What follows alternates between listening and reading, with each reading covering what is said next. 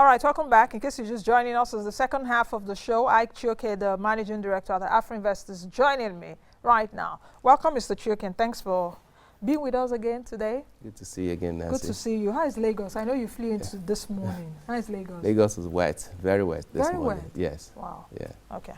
Now let's get started. Let's get started with the MPC meeting that just started today, and it will end tomorrow. In fact, the central bank rescheduled this month's meeting from Monday, Tuesday next week till today and tomorrow. Okay. What do you expect from the MPC, especially when inflation data for August did show us that inflation fell to 11.02%? Are we expecting any easing in rates across board? No. I think that this CBN, the policy committee, would look at a broad range of issues. If you look outside of Nigeria, global growth is weakening. The China-US trade spat continues to persist.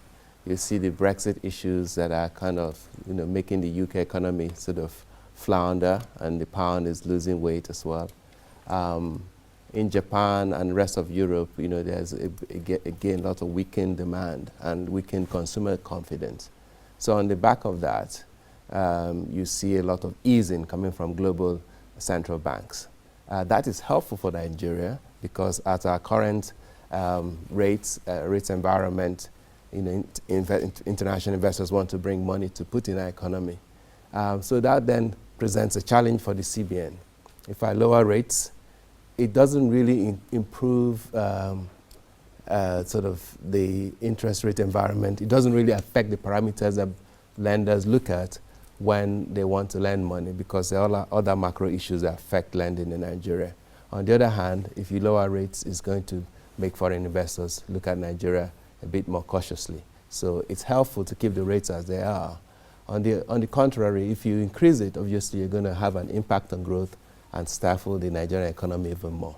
So I think our house view is that they will probably keep all the policy rates the same, maintain MPR at 13.5%, maintain the asymmetric corridor of 2% up and minus 5% below, keep cash reserve ratio at 22.5% and liquidity ratio at 30%. So I think on balance, that's what they're going to do, given all the issues happening domestically as well as what we're seeing abroad. How do you think the MPC should tackle the issues that we're seeing domestically? Nigeria is currently not in a very good state economically. A fragile growth of about 1.94% for the second quarter. So averagely, we're growing perhaps at less than 2%. Averagely, if we take a look at the 2 quarters this year. Foreign inflows into the country, not so good. Ghana has taken over on the west coast. There seems also to be a revenue crisis. We need to make more money. FIRS is on one part, been also a lot of backlashes. VAT rate is proposed to be increased to 7.5%. There's the police levy they are putting on. There's police levy, which I looked at last week. So it seems like it's a storm. I don't want to say it's a perfect storm right now. So what are the things the MPC should be doing, and perhaps also be advising the government?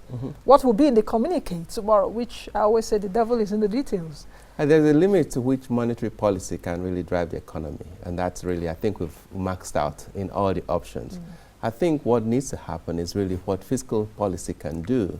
I mean, we're comforted by the recent establishment of the Economic Advisory Council last week, where you have, very talented macroeconomic experts, capital market experts, monetary policy experts who have now come together, headed by Dr. Doyin Salami as chairman and Dr. Mohammed Sagaji as vice chair, to become the core group of advisors to the president.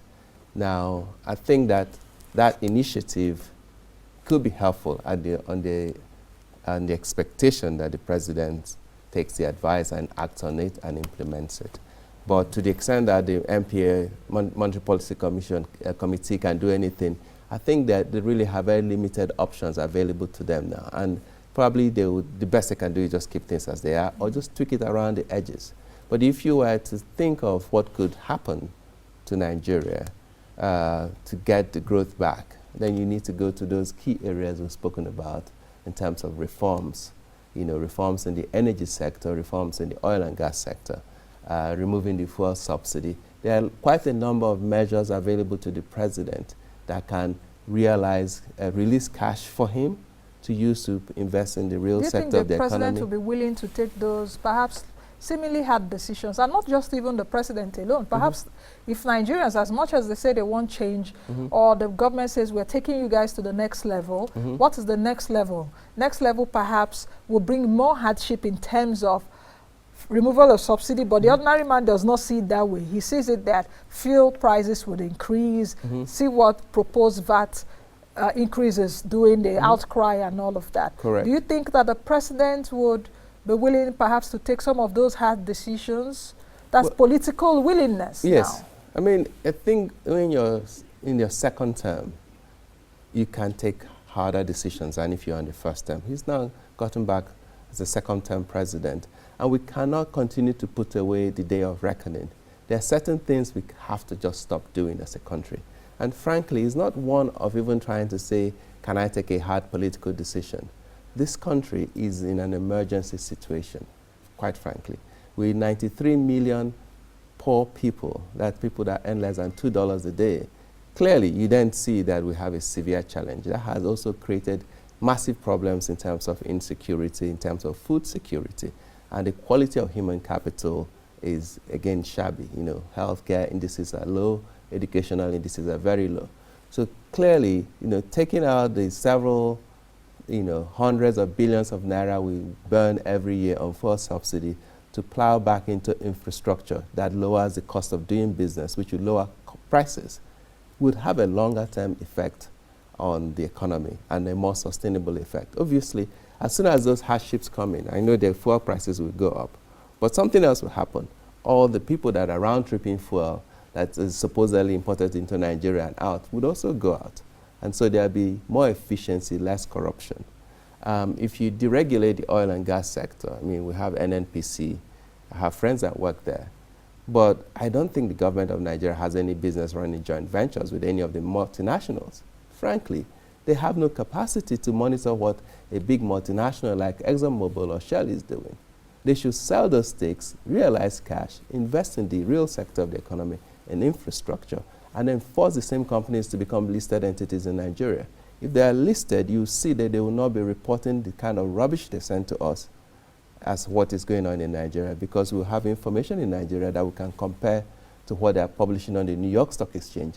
And that way, you then have more transparency and more disclosure, which would enforce, you know, better taxation of those entities. And the government will make even more money at the same time. The fact that we control it and perhaps have the ability to keep opaque situations, you know, can create massive problems, like you've seen in this process and ID situation, you know. Yes, you control it, but then how could a government have signed off to such a nasty contract in the first place and then expose itself to this massive judgment debt for no particular reason? Again, it tells you that we're really running up in the wrong direction.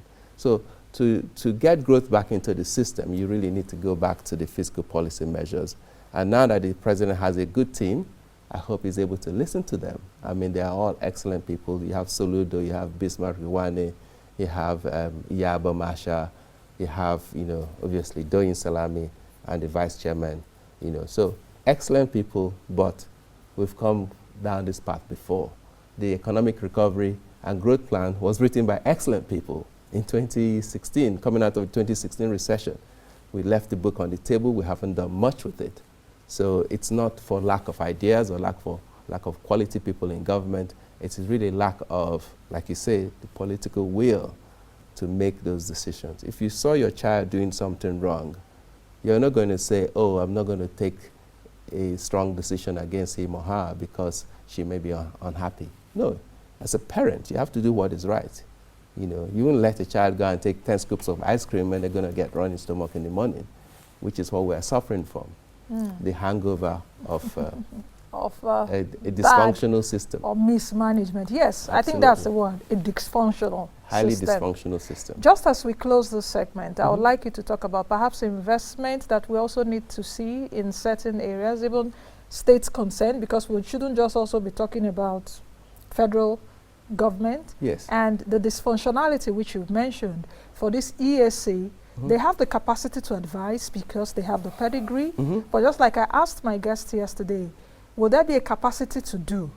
And will the capacity to do be supported by a functional system? Perhaps if they advise the president, the dysfunctionality of the Nigerian system, will it make those decisions work? I hope you understand where I'm going to, because perhaps you just need to start from the ground. Well, I did raise an eyebrow when I saw that they've sort of seemingly dismantled the economic management team, which is in the Constitution, and all former presidents have managed Nigeria in that same manner, similar to even in the first term of Buhari.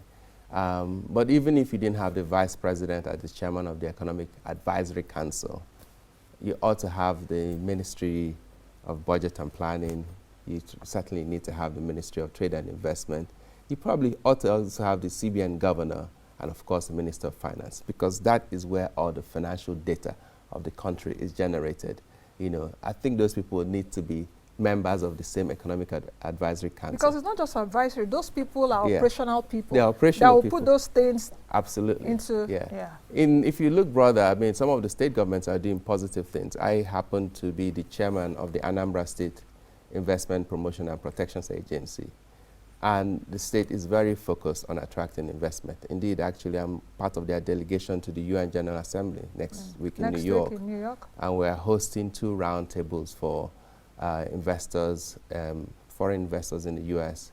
to look at Anambra State as well as Nigerians in diaspora, showcasing investment opportunities in the state. So in the case of Anambra State, you do see a focus where the governor says, I want to get certain things done. I'm going to put the right people in charge, and I'm actually going to market both to Nigerians in diaspora, and to the global economy. The theme of the summit is going to be called Finding Diamonds in the Rough. In the rough, because obviously Nigeria is a tough economy. Should pay me for this advert now, because I also understand what you're trying to say, perhaps investment and all of that. Perhaps one of these days would like to speak with the governor, Governor Obiano, on it, because I'll invite him to come and speak to you on this. Because I know the power of the diasporans. Yesterday on the program, I told our viewers that in just 7 months, January to July, diaspora remittances, according to the CBN data, is about $11 billion into Last the country. year, it was a whole $25 billion. And it's been projected to be more than that. Yeah. You know, because they also come in through other sources apart from official sources. Yes. All right, that's the much we can take. I wish you a safe trip to New York. Thank you. For your deliberations, and looking forward to perhaps hosting the governor one of these days to speak to me on that. That he will pay for.